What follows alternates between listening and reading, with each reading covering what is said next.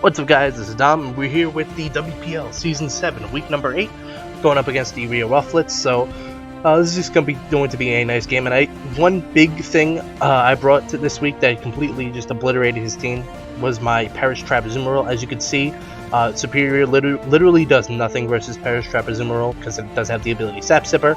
Garchomp is a Dragon type, which the Fairy type Azumarill resists. Hitmonlee, is also just completely obliterated by my Azumarill, and his walls, Slowbro and Licky Licky are gonna have a tough time because I do have rest on this set, so toxicking my Azumarill is not gonna be that effective. And the only thing I have to really worry about with the Azumarill is just the Mega Pinsir. It's the only really thing that can on his team that can break my Azumarill. So as long as I just get rocks up early, I'm definitely gonna be in a great position. So he's going to lead off with the Mega Pinsir. I lead off with my Nidoqueen. I decide to stay in and not click Stealth Rock because I wanted to try and get as much damage on this thing as possible. So if he stays in and I lose my Nidoqueen, like as long as I get damage off of it, which it'll be fine. I don't really need rocks. I only need rocks for this Pokemon, so I'm just going to get damage on it because I do have a Sugar Berry and Return cannot just kill me. If he did carry Double Edge, that would have been pretty bad, but did not carry Double Edge, so I'm just going to force it out with my Latias, but I don't force it out. And the Mega Pinsir is gone, so now my only worry really is just gone. And I wanted to get a Toxic off in this Licky just to make it like a lot harder for him to come back, but unfortunately I do miss the first Toxic, and I end up having to take a lot of damage to get a second Toxic. So I'm just going to attempt to trap either this or the Slowbro with a Whirlpool, revealing the set here. He decides just to stay in and click Toxic, maybe fearing a Belly Drum, because I have been running that a lot. So definitely going to make sure now it's trapped.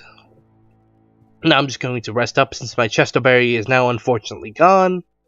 I'm just going to even though rest up just to make sure I get the Toxic off, and I have to try and burn 2 turns of sleep, but unfortunately he's going to die by the Whirlpool, so that's a kill for Azumarill before I can get any sleep turns burned. But the only really things I have to worry about now are the Garchomp and the Hitmonlee, which if they have Stone Edge, I do have a Chardy Berry, which is fine, and he just clicked Outrage, so now I'm thinking that's probably a Scarf, and because it is Scarfed, I just clicked Volt Switch because he had no other immunities, and he's just confused and paralyzed with the Garchomp, so if he stayed in, that would have been not a big deal at all.